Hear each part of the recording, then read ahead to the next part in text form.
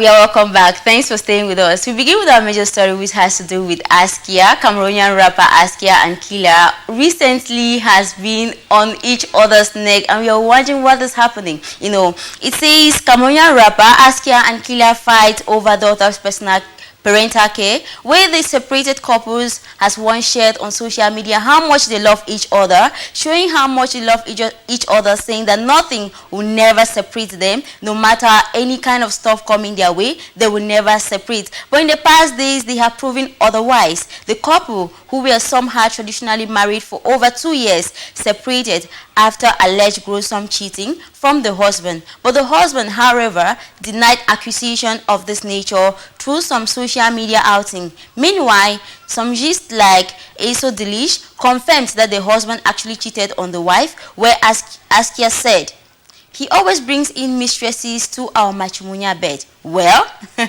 social media fights, however, erupted again on June 18, which is considered to be Father's Day, and somehow held social media hostage for days, wherein Askia posted on her timeline during the early hours of that said day, saying that she is wishing happy Father's Day to all the fathers who have been taking care of their children, and also threw negative fishy words to men who abandoned their kids. However, Killer on his part reacted by saying that, "I wish happy Father's Day to all the fathers who has been denied access to their children, to their kids." Meanwhile, Askia on June 19 said he was catching cruise, but Killer took her post personal. In a video post or in a live video on Facebook, Askia made mention of the fact that she has on several occasions asked the husband to come take care of the daughter, but he has not shown up at all. Killer, however, responded to some comments while saying that Askia has stopped him from seeing their daughter. Fans and social media users has, however, blamed the both parties for negligence, saying that they should look for better ways, better alternatives to solve their problems for the sake of their lovely daughter.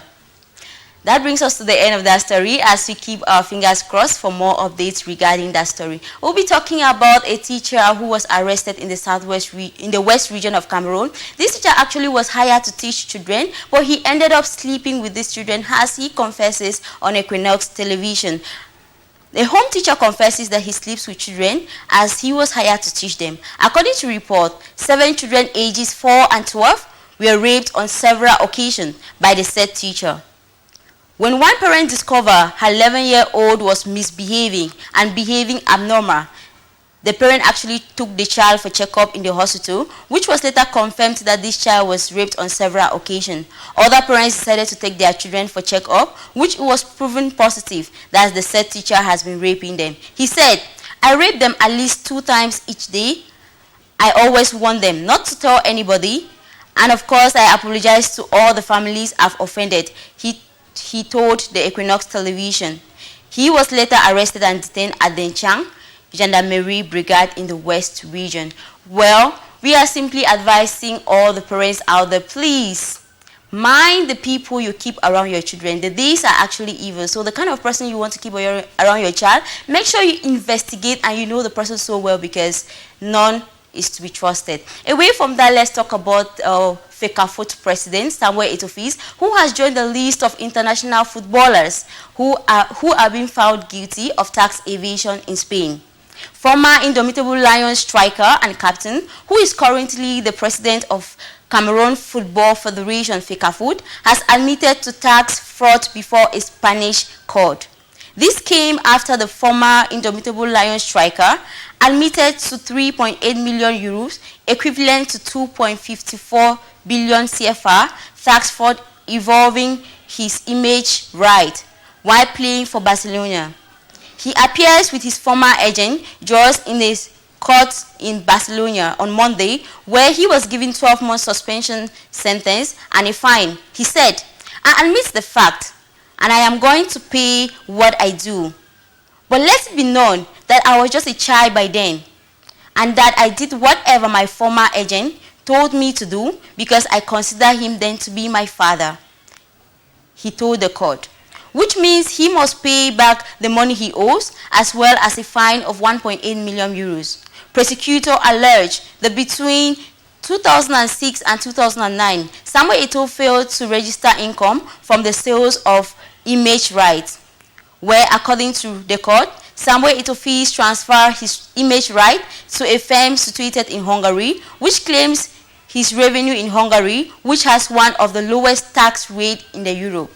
Noting that Samuel Eto'o is the most recent international player or manager to be charged with tax fraud in Spain in the recent years, joining Cristiano Ronaldo, Lionel Messi, and Neymar. At the age of 23, the 41-year-old striker, who is currently the president of Cameroonian Football Federation FECAFOOT, joined Barcelona. During his career, he also played with Real Madrid, Inter Milan, Chelsea, and others before retiring in 2019. Away from that, let's talk about something else. Let's talk about the ban of sex. Qatar has actually banned sex between non-couples in the 2022 FIFA tournament. I want us to get details of that report. The government of the Kingdom of Qatar has banned sex between non-couples at the 2022 FIFA tournament, where the Middle Eastern country Qatar is the co-host of this year's world biggest football jamboree. According to UK's Daily Star newspaper, casual sex is off the menu except for couples at the winter tournament in the street Arab country. Sex is very much off the menu unless you are coming as a husband and wife team, a UK police officer told the British tabloids, saying that there will be no one-night stand at this tournament, he added. He also said there will be no partying at all.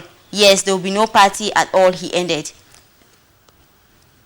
The sex ban is placed at this year's World Cup is the first in the history of football, where fans who have tough times to deal with such restrictions that are unheard of in a liberal country.